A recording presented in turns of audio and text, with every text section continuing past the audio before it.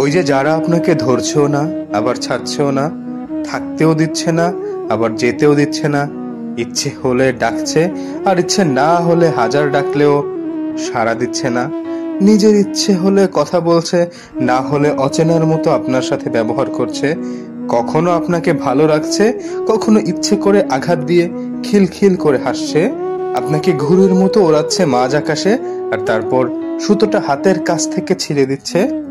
ওরা আপনাকে ভালোবাসে না, ওরা আপনাকে শুধু হাতের পুতুল বানিয়ে খেলা করছে। ওই মিথ্যে মায়াজাল যত তাড়াতাড়ি কেটে বেরিয়ে আসবেন তত আপনার জন্য মঙ্গল।